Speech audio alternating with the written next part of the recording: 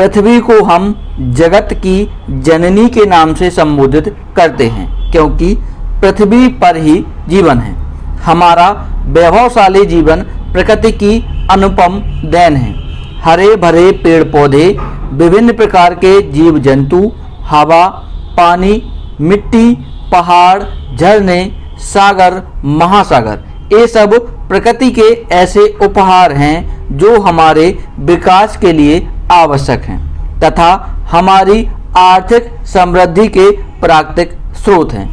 इन जैविक और अजैविक तत्वों से मिलकर पर्यावरण का निर्माण होता है। प्रकृति में पाए जाने वाले पेड़ पौधे एवं जीव जंतुओं के आकार, प्रकार तथा संरचना में विविधता पाई जाती है। तो दोस्तों, आज के इस वीडियो में हम बात करने वाले हैं जैव विविधता की अवधारणा एवं प्रकार के बारे में।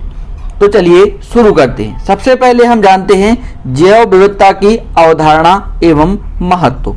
तो जैव विविधता एक प्राकृतिक संसाधन है जो हमें जीवन की सुरक्षा प्रदान करता है।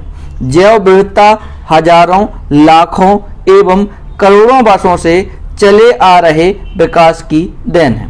इस पृथ्वी पर लगभग 20 लाख जैव प्रजातियां उपलब्ध हैं और इनमें से कोई भी ऐसा जीव नहीं है जो प्राकृतिक रूप से बेकार हो।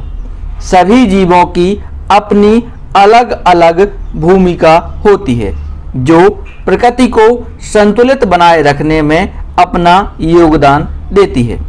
जैव विविधता का उत्पादकता संबंधी व्यवहारिक एवं सामाजिक दृष्टि से महत्व निम्न तथ्यों से समझा जा सकता है।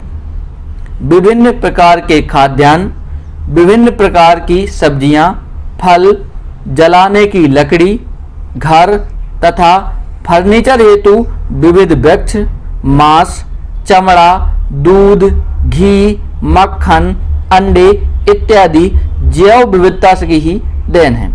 भारतीय वनों से प्राप्त विभिन्न दुर्लभ जड़ी बूटियों की विश्व के अनेक देशों में मांग है। सर्पगंधा एक ऐसा पौधा है जिससे हार्ट अटैक की अत्यंत प्रभावी दवा बनती है। विभिन्न प्रकार के उद्योगों के लिए कच्चा माल वनों से प्राप्त होता है जिससे छोटे उद्योग चलाए जाते हैं। वनस्पतियां वायुमंडल की जहरीली गैस कार्बन डाइऑक्साइड का अवशोषण कर ऑक्सीजन प्रदान करती हैं जिससे हम शरीर के अंदर श्वसन की क्रिया करते हैं। प्राणी वनस्पतियों द्वारा उत्पादित ऑक्सीजन को ग्रहण कर पर्यावरण में कार्बन डाइऑक्साइड छोड़ते हैं जिसका उपयोग पौधे भोजन बनाने में करते हैं। इस प्रकार वनस्पतियों और प्राणियों के बीच सहजीविता का संबंध है। अब हम बात करेंगे जैव विविधता के प्रकार के बारे में। तो जैव विविधता के मुख्य रूप से 3 प्रकार हैं। नंबर 1 प्रजाति विविधता, नंबर 2 पारिस्थितिक विविधता और नंबर 3 है आनुवंशिक विविधता। तो सबसे पहले हम बात करेंगे प्रजाति विविधता की। तो प्रजाति जीवों का एक ऐसा समूह है जिसमें एक समान जीन समूह पाया जाता है। एक प्रजाति के जीव एक दूसरे से अत्यधिक समानता रखते हैं। किसी एक विशेष प्रक्षेत्र के अंतर्गत उपस्थित प्रजातियों के मध्य पाई जाने वाली विविधताओं को प्रजातीय विविधता कहते हैं। इन प्रजातियों में जैव विकास के द्वारा नए जातियों को उत्पन्न करने की क्षमता पाई जाती है। अब हम बात करेंगे पारिस्थितिक विविधता की। तो जीव मंडल में कोई भी कभी भी अकेला नहीं रहता, बल्कि उसके साथ जीवित तथा निर्जीव वस्तुएं रहती हैं।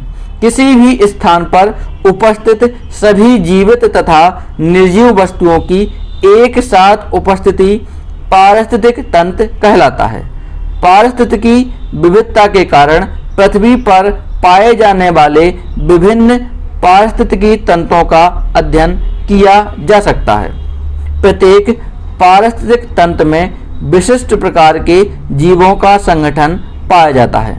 यह जीवों का संगठन ही उस पारिस्थितिकी तंत्र की संरचना का निर्धारण करता है। पारिस्थितिकी तंत्र जल की एक बूंद से लेकर समुद्र तक और घास के एक छोटे से मैदान से लेकर बहुत बड़े वन तक हो सकता है। अब हम बात करेंगे आनुवांशिक विविधता की।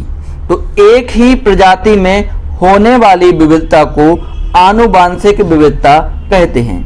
प्रत्येक जीव में जीन का एक समूह पाया जाता है और विभिन्न प्रकार के जीवों में विविध प्रकार के जीन समूह पाए जाते हैं।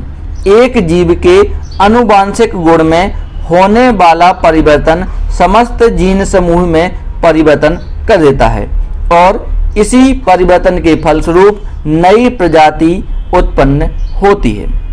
थैंक यू दोस्तों, इस वीडियो को देखने के लिए आपका बहुत बहुत धन्यवाद।